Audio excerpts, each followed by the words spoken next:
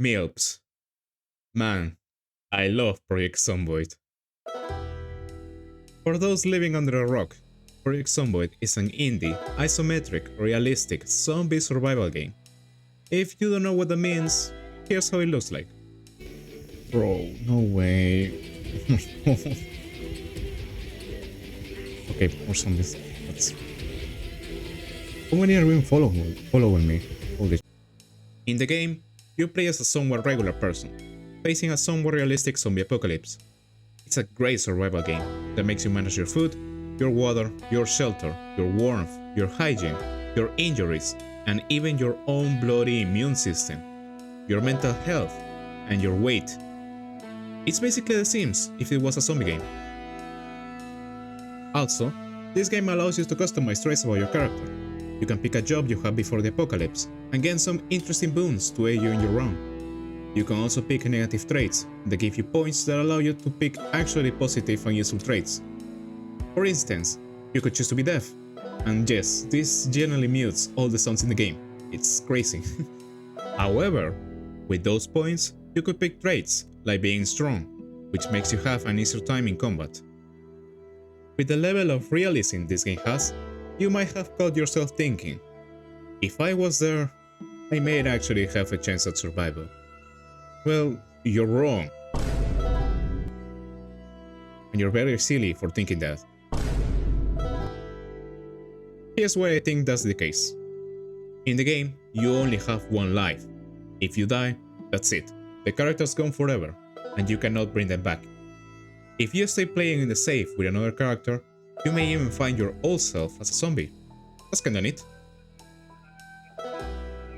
However, with each life you go through, there is one thing that you keep: your own knowledge of the game. For instance, hold on, let me use the thinking cap. Last time, I died because I ran into a horde of zombies, thinking I could beat them all. Maybe this time, I'm not gonna do that. I am very smart. However, in real life, you don't actually have that power. I'm sorry if you're finding this out now, but once you're killed, you die. There's not a new game option. Believe me, I tried looking for one. Let's do an exercise, shall we? For those who have played Project Zomboid, how long did you last in your first game ever? That's about as long as you will last in a real zombie apocalypse. I lasted a whole day, because I stayed home and read books, so you can copy that strategy if you want to. I even knew some stuff about the game before I actually tried it, and still, I could not last for much longer than a single day. The thing is, even if you somehow could find your footing and survive past the couple days mark, all it takes is a single mistake to end your run. You walked into a room you shouldn't have, you're dead. You made a sound that was too loud, you're dead. You drank bad water on accident. Are you even listening to me, friend? You're dead. Now, I'm sure you get it by now. You're just not him. However, what kind of person would him be? Who would have the best chance at survival? What is their profile? Well, friend, I'm glad you asked that, because I did research that too. I'm gonna separate the features of our champion in 3 equally important sections. We're gonna start with regular survival stuff.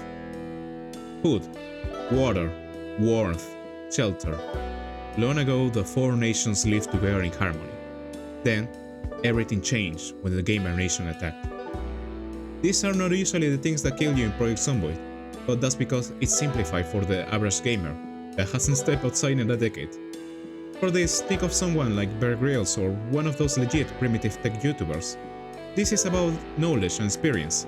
They may have the best chance at surviving if the world went to shit. Moving on, we have combat. You may think this is simple enough, but not quite. Not every fit person will have a chance, and that's because you're not gonna fight with your fists. That's just a death sentence.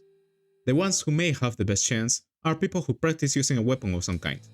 Baseballers, firemen, policemen, and even hunters, gun enthusiasts, or people who practice archery. Just be careful with guns. They're a double-edged sword. since they are quite loud but effective nonetheless. Of course, if you're physically strong and or agile, your chances just get better. You will also need Nerves of Steel. In Project Zomboid, there's this very interesting mechanic, panic. It rises whenever you see a zombie, and seeing a lot of zombies only make it worse. This hinders many actions, including your combat abilities. While this condition does improve over time, the first few days are what matter most. Finally, we have health. If your tummy starts to hurt in the zombie apocalypse, you're not gonna go to the doctor, so you just have to sort it out yourself. This would mean you will need some kind of knowledge about stuff like first aid and common remedies for common ailments. This is what a person who has a chance at surviving a zombie apocalypse looks like. I'm leaving out some other useful stuff, but that's because I think other skills can be learned through various means, and are not essential to immediate survival. As I said before, the first few days are what matter most. So, if you're a person like this, you're pretty cool. Leave a comment saying how cool you are. You deserve it. Otherwise, if you think I'm dumb and I'm making dumb points, feel free to tell me in the comments. This has been Why You Wouldn't Survive Project Zomboid. Thank you for watching.